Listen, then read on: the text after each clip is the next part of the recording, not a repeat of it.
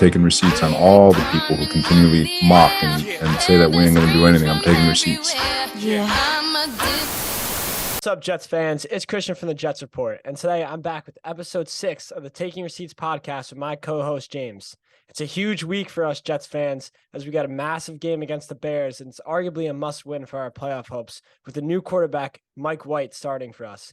So, what are your feelings on that game, Jimmy? How are you feeling about it? I know the Vikings just took a big win over the Patriots yesterday on Thanksgiving, which helps us a lot in the standings and makes this game against the Bears on Sunday even more important. Yeah, as you just said, that Vikings game really helped us out in terms of the playoff push. But regardless, this game against Chicago is a must win. It's a should win. In terms of the playoffs, at this point, it seems as though we control our own destiny, as I've been saying. But obviously, help from other teams will certainly give us that push. We need teams like Buffalo, Miami, New England, Cincinnati, those teams to lose as much as they can. But at the end of the day, all we got to do is win as much as we can. And that starts this weekend against Chicago with Mike White. We're better than the Chicago Bears in practically every facet of the game. I'm not sure if the status is on Justin Fields. I don't know if he's going to be a go on Sunday. But regardless, it shouldn't be a problem for our defense. If he does go, I'd expect, definitely a different approach defensively. So maybe Chicago will hit us with some gamesmanship in terms of that quarterback decision, because as we all know, Trevor Siemian's certainly a different quarterback than Justin Fields. And so, like I said, we're a better team than them in every aspect of the game. So it's going to be important for us to establish the run game early. We couldn't do that last week at all. And as poorly as Zach played, I think we can attribute a lot of the offensive woes to our inability to run the ball, and that starts up front. We didn't have Nate Herbig last week. Sal said that he should be a go this week, which is good. I don't know what the right tackle situation's looking like. I don't know if it's going to be Cedric O again. I don't know if Max Mitchell's going to be good to go. I know George Fant got back to practice this week, so that's all good stuff. And Corey Davis too, he's back, so that's good. But speaking of the quarterback, as much, I don't care how you feel about Mike White. This is the right move. Zach was struggling. This is a team that has a win now type roster.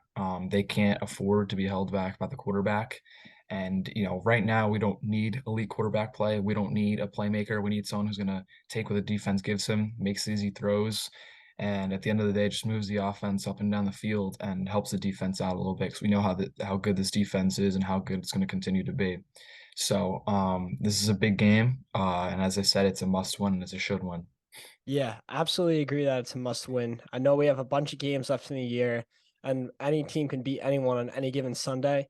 But with the way our schedule is presented for the rest of the year, this game against the Bears, the game against the Lions, the game against the Jaguars, we're all significantly better than those teams, and we have to take advantage of those teams, especially when we play them at home. So we can't lose this game. We need to take advantage of the Bears in the schedule.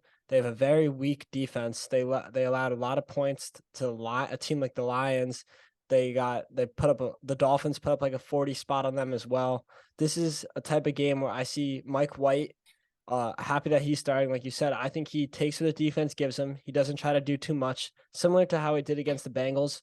And no, I'm not expecting a 400-yard passing affair with 3+ touchdowns, but I just need him to go maybe throw 190, maybe push 200. Honestly, I'd be fine with even 150, but and a touchdown and no turnovers. That's all we need from him. He's got to take what the defense gives him, and I trust him to do that. He knows he's a smart quarterback. He's been sitting behind Zach Wilson and Joe Flacco this whole year. So, he understands the game, and I trust him. He also, one positive that he has over Zach Wilson is his footwork and his mechanics. He's got a very simple, big pocket presence, has pretty standard mechanics, unlike Zach. When Zach does a lot of his interceptions, Zach tends to be throwing off no feet. He tends to jump in the air, roll right, roll left, off his back foot. Mike White doesn't do that. He stays strong in the pocket. He's a big, taller presence, He's a lanky type of guy, and he makes the throws. He takes the checkdowns. He takes the defense gives him, and he won't put the ball in harm's way too often. So I feel confident with him in that sense. And against a team like the Bears at home with our caliber defense, that in my opinion is a Super Bowl caliber defense, I think that's all we need to beat either Justin Fields or Trevor Siemian. And my opinion on the Bears quarterback situation, personally, if I'm the Bears coach, Matt Eberflus, I'm thinking I would bench Justin Fields. I would just sit Justin Fields with the injury. It's a lost season for them. He's got the shoulder injury. You don't want to mess with a shoulder, especially with the quarterback position and especially the runner that Justin Fields is. He's constantly taking hits. I would just take him, let him sit for a week, heal up, because you don't want to risk his health. He's your franchise quarterback. I think he's an awesome quarterback, by the way. As tough it is for me to admit, because he got taken in the same draft class as Zach Wilson. The Bears got a good one. He's a great playmaker, fun to watch, and it's awesome that he's in this league. But, I'm expecting to play Trevor Siemian on Sunday, and I think our defense can hold Trevor Siemian to 10 points, 13 points. I don't think that's a stretch by any means. We held the Patriots to 3 points last week. So, I'm just expecting Mike White to manage this game, take advantage of our great defense. I'm sure our defense will force some turnovers, especially if we're playing a backup quarterback. Will put us in good field position, and I think we just get that classic Jets win that we've become used to this year, where the defense plays well, we win the field position battle, and the special teams does their job. So that's what I'm looking for on Sunday. I don't want Mike White to do too much, and I think we'll come out with a much needed win, and it'll put us in a good position over the Patriots.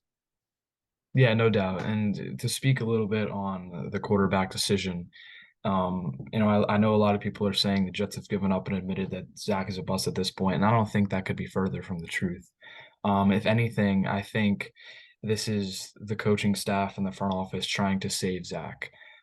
As Salah mentioned in his presser a few days ago, when he said Zach's not going to play this weekend, he said that a lot of his fundamentals recently have gotten out of whack. And so they think it'd be unfair to him to try to fix those things this week while also trying to prepare to play another NFL team. And I agree with that. And I think that they believe they have someone in Mike White who is capable of going out there and doing his job in the meantime. As Salah mentioned, they plan on playing Zach again this season. I don't know when that's going to be. I think it all depends on how Mike plays this week and the following week, or even if he does play the following week. But I think this is a good opportunity for Zach to get to work, focus on his footwork, get back to the basics, and make sure that he gets back to hitting those easy throws and taking what the defense gives him. And hopefully we get that out of Mike this week on the field. So we can see Zach back out there, next week or the following week, whenever that may be, as a new and a better and an improved player.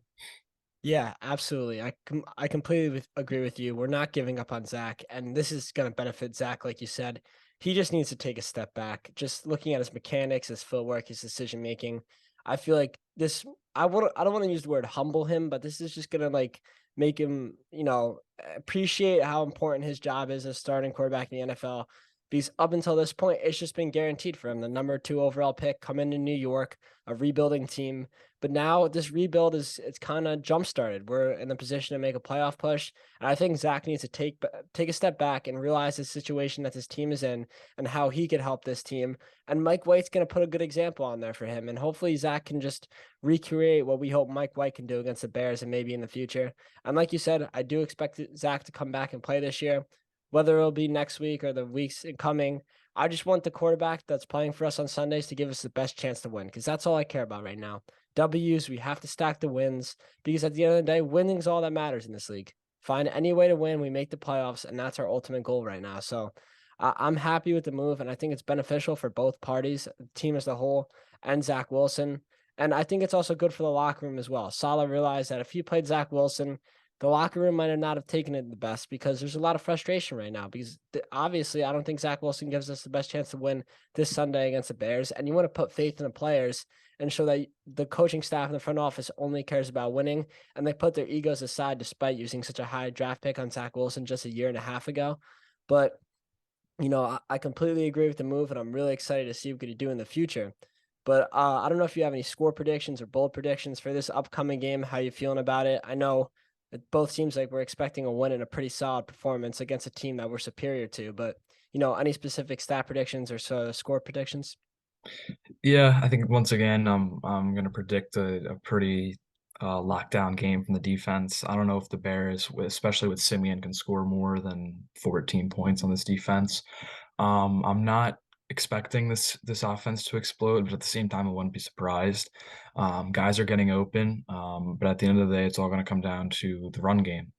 If we can't get that run game going, it's going to be another long day on offense. But if we can get Carter and J. Rob going, maybe that opens up the play action a little bit. And also another thing that I don't think people are touching on at all is that last year in White's debut against Cincinnati, we really saw the playbook open up, and we were like, oh, why isn't LaFleur calling plays like this for Zach? And so maybe we see, the playbook open up a little bit. Mike LaFleur get a little creative, because I know people are getting on him a little bit, and he's taking accountability for it. But I don't think a lot of this falls on him at all. I think his play calling has been just fine, and it just comes down to execution. So again, I wouldn't be surprised if the offense explodes, but I'm not expecting it. So I'm gonna go with Jets 24, Bears 13 final. Yeah, completely agree. I'm sitting around Jets 23, Bears 10 final score. And I completely agree with your Mike LaFleur take. I think it's a good thing. It shows a lot of growth from him that he's taking the blame for Zach Wilson's struggles, even though I don't think almost any of it's on him. If you look at the All 22 film, you see guys consistently getting open, and he's dealing with a lot of injuries on the O line and missing Corey Davis and, missing Brees Hall, missing Elijah Tucker, and he's still getting guys open. He's still scheming up plays. And, it's tough when we can't even get a first down. How can you open up the playbook? So, I think it's good that he took the blame for Zach Wilson just to show the camaraderie and the belief in this team. And they're not gonna grow apart from each other. But I still have my full trust and faith in Mike LaFleur, and I think he's gonna take advantage with what Mike White brings in his skill set. But yeah, 23-10 Jets. And I think my bold prediction is, I don't know how bold it is because, he's been coming into his own these recent weeks, and he was open a couple times against the Patriots. I think Denzel Mims finally gets that touchdown. I think he deserves the reps he's been getting. I know Corey Davis is coming back, but I still think Denzel Mims is still going to see the field despite Corey Davis being back because he's earned it, and I think he finds the end zone. Yeah, I got one for it. How about an Elijah Moore breakout game? That's what I'm feeling. He got a couple catches last week. I think he's getting open. I'm feeling it. I know last year, I think, was when he played with Mike, was like the first time he had like a pretty solid game. He had like 6 for 70 or something. And the following week, his first receiving touchdown. So I'm feeling an Elijah Moore breakout game. Yeah, I'm pretty sure Elijah Moore had 2 touchdowns against the Colts when Mike He White did, played. but I Was think one I Josh think Johnson? Josh Johnson, Yeah, yeah, on a little rollout because Mike got hurt that game. yeah, he I did. remember I I saw remember I that. saw Mike LaFleur talking about it the other day in his press conference, like after that first drive, Mike threw the touchdown, and he got someone call up and like, "Oh yeah, Mike's done for the game, by the way." He's like, "What?" Yeah. So hopefully that doesn't happen this Ho- week. Hopefully it doesn't happen, but I would love to see an Elijah Moore breakout game as well, just to get his confidence back up and get him rolling for this rest of the season. But Yep. I know we're both excited for this game on Sunday. Hopefully we come out with a much needed win, set us up good in the future for the playoff predictions and our playoff hopes. And, as always, go Jets.